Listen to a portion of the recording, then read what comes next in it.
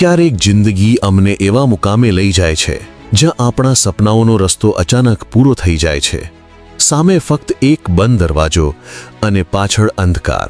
મોટાભાગના લોકો અહીં જ અટકી જાય છે, પરંતુ કેટલાક લોકો એ બંધ દરવાજાની બાજુમાં એક નવી બારી શોધી લે છે. આજે હું તમને એવા જ એક માણસની કહાણી સંભળાવવાનો છું, જેમણે હાર માનવાને બદલે રસ્તો બદલીને પોતાની અને સેંકડો લોકોની કિસ્મત બદલી નાખી. ઉત્તર પ્રદેશના બલિયા જિલ્લાના એક નાનકડા ગામ છે ભટપુરા. ગામ નાનું હતું, પરંતુ અહીંના લોકો મોટા સપના જોતા હતા. આ જ ગામમાં રહેતો હતો એક છોકરો, રાજવીર સિંહ. રાજવીરની ઉંમર 15 વર્ષ હતી. આંખોમાં ચમક અને દિલમાં એક જ ખ્વાબ: ભારતીય ક્રિકેટ ટીમની બાદડી જર્સી પહેરવી. ગામમાં ના સ્ટેડિયમ, ન સારી પિચ, માત્ર એક ખાલી મેદાન, જેમાં માટી, ઘાસ અને અહીં તહીં પથ્થરો પડેલા. પણ રાજવીર માટે એ જ મેદાન એનું વાનખેડે સ્ટેડિયમ હતું. ટીવી પર જ્યારે સચિન, ધોની કે વિરાટ રમતા, ત્યારે તે બેટ હાથમાં લઈને વિચારે કે એક દિવસ હું પણ આવો જ સિક્સર મારું અને આખું ગામ મારું નામ લેશે. 16 વર્ષની ઉંમરે રાજવીરે જિલ્લા ટીમના ટ્રાયલમાં ભાગ લીધો. ગામવાળાએ વિદાય લેતા કહ્યું, જઈને બતાવી દે બેટા, અમારું નામ રોશન કર.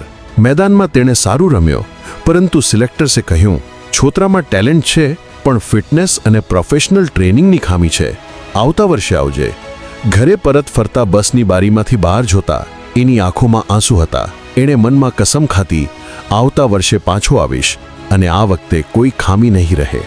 આગળના 12 મહિના તે ફક્ત મહેનતમાં વ્યસ્ત રહ્યો. સવારે 4 વાગે દોડવું, દિવસમાં બેટિંગ અને બોલિંગ પ્રેક્ટિસ અને રાત્રે ફિટનેસ ટ્રેનિંગ. પણ કિસ્મતે ફરી દગો આપ્યો. જયંતી ફક્ત એક અઠવાડિયા પહેલા પ્રેક્ટિસ દરમિયાન તેના ઘૂંટણમાં ગંભીર ઈજા થઈ. ડોક્ટરે રિપોર્ટ જોઈને કહ્યું, ઓછામાં ઓછું 1 વર્ષ સુધી ક્રિકેટ નહીં રમો. વધારે દબાણ આપ્યો તો કારકિર્દી પૂરી થઈ જશે. આ સાંભળીને રાજવીરને લાગ્યું કે એની આખી દુનિયા તૂટી પડી. તેણે બેટ પેડ અલમારીમાં મૂકી દીધા. ઓરડાનો દરવાજો બંધ કરી દીધું. મિત્રો સાથે મળવું બંધ કરી દીધું. ઘણો વખત વિચારે, કદાચ હું આ રમત માટે બનાવેલો નથી.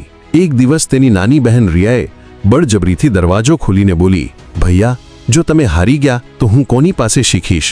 ક્રિકેટ ફક્ત રમવાનો નથી, શીખવવાનો પણ છે. આ એક વાક્યએ રાજવીરના દિલમાં ફરી ચિનગારી જલાવી દીધી. તેણે વિચાર્યું, જો હું ખેલાડી ન બની શકું તો બીજાને કેમ ન બનાવું? ગામમાં કોઈ ક્રિકેટ અકાદમી નથી, ન પૈસા, ન સાધનો. રાજવીરે તૂટેલા બેટને ટેપથી બાંધી જૂના ટાયરને બોલિંગ મશીન તરીકે વાપરીને ટ્રેનિંગ શરૂ કરી. શરૂઆતમાં ફક્ત 5 બાળકો આવ્યા. લોકો કહે, રમવાથી પેટ નહીં ભરાય, અભ્યાસ કરાવો. પણ રાજવીરે હાર માની નહીં. 2 વર્ષ બાદ તેની કોચિંગમાં રમતો ઇમરાન નામનો છોકરો જિલ્લા ટીમમાં પસંદ થયો. અખબારમાં ઇમરાનની સાથે લખ્યું હતું, કોચ રાજવીર સિંહ. પિતાએ સ્મિત કરીને કહ્યું, જોયું બેટા, અખબારમાં તારો ફોટો આવી ગયો. ધીરે ધીરે તેની અકાદમીનું નામ દૂર દૂર સુધી ફેલાઈ ગયું. એક સ્થાનિક એનજીઓએ તેને ક્રિકેટ કિટ અને નેટ આપવાની ઓફર કરી. હવે તેની પાસે સાચા સાધનો અને ફિટનેસ ટ્રેનિંગનો સંપૂર્ણ સેટઅપ હતો. તેણે નક્કી કર્યું, ગરીબ બાળકો પાસેથી કોઈ ફી નહીં લેવામાં આવે.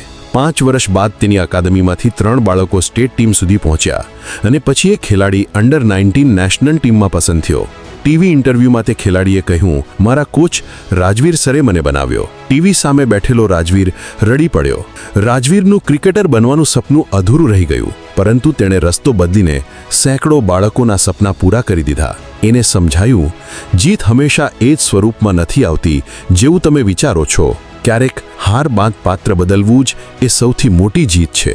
આવા જ વિડીયો જોવા માટે અમારી ચેનલને સબસ્ક્રાઇબ કરી દો, કેમ કે અમે આવા પ્રેરણા આપે તેવા વિડીયો આ ચેનલ પર લાવતા રહીશું.